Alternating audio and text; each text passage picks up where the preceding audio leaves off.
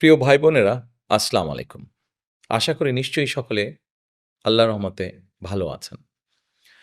আজকে এই মুহূর্তে আমি আপনাদের সামনে আ আমাদের অনেকগুলো চিন্তাভাবনা যেগুলো এর ভিতরে আপনাদের সাথে আলাপ করেছি, সমাজের বিভিন্ন শ্রেণী, বিভিন্ন পেশার মানুষকে নিয়ে। ঠিক একই রকমভাবে আজকে এমন এক শ্রেণী পেশার মানুষকের সম্পর্কে আপনাদের সাথে আলাপ করতে চাই, যাদের সাথে আমাদের সম্পর্ক জীবনের খুব আনন্দ মুহূর্তে, আবার খুব কষ্টের মুহূর্তেও। জীবনের বিভিন্ন গুরুত্বপূর্ণ বাঁকে আমরা এই মানুষগুলোর কাছে যাই, তাদের পরামর্শ গ্রহণ করি। কারা তারা? তারা হচ্ছেন আমাদের সমাজে যারা পরিচিত মসজিদের ইমাম সাহেব হিসাবে, যারা পরিচিত খতিব হিসাবে, যারা পরিচিত মুয়াজ্জিম হিসাবে। এই মানুষগুলোর কথা আমি বলতে চাইছি।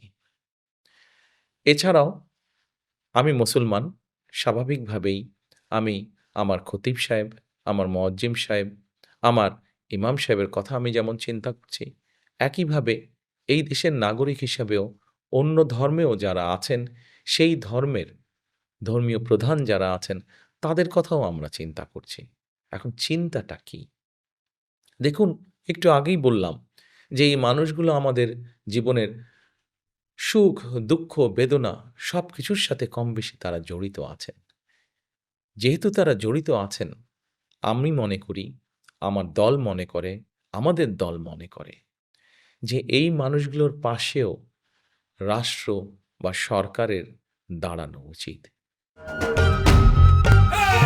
ভোট দিব কিসে ধানের শীষে। এখন জিজ্ঞেস করতে পারেন আপনারা কিভাবে দাঁড়ানো উচিত? আমরা বিভিন্নভাবে বিভিন্ন শ্রেণী পেশার মানুষকে চেষ্টা করছি কিভাবে তাদের পাশে বিভিন্ন সহযোগিতা নিয়ে দাঁড়ানো যায়। নারীদের পাশে কিভাবে দাঁড়ানো যায় নারীদেরকে স্বাবলম্বী করার জন্য। কৃষকের পাশে কিভাবে দাঁড়ানো যায় কৃষককে স্বাবলম্বী করার জন্য।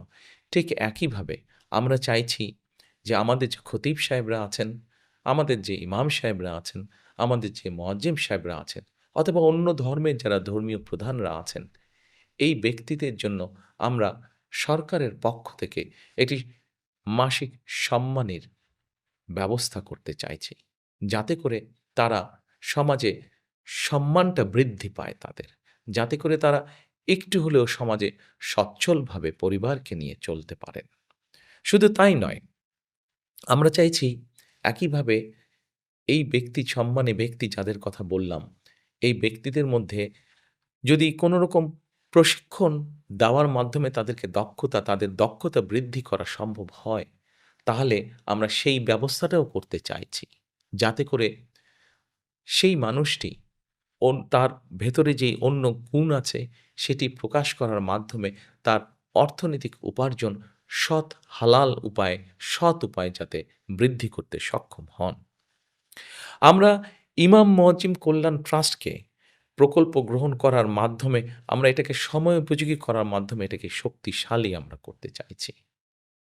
আপনাদের হয়তো অনেকেরই জানা আছে ১৯৯৩ সালে বিএনপি সরকার প্রবর্তন করেছিল মসজিদ ভিত্তিক শিশু এবং গণশিক্ষা কার্যক্রম, যেটা সারা দেশে বিস্তৃত।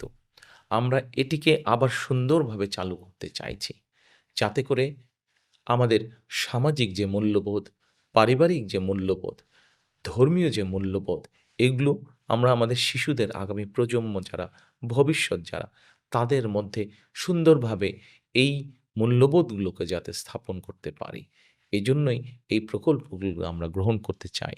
কারণ আমরা চাই একটি সুন্দর সমাজ, একটি সুন্দর দেশ, একটি সুন্দর পরিবেশ সবার জন্য গড়ে তুলতে।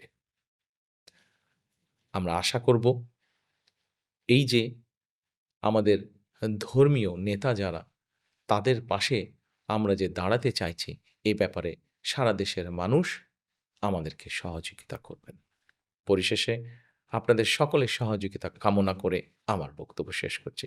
সকলে ভালো থাকবেন। আল্লাহ হাফেজ।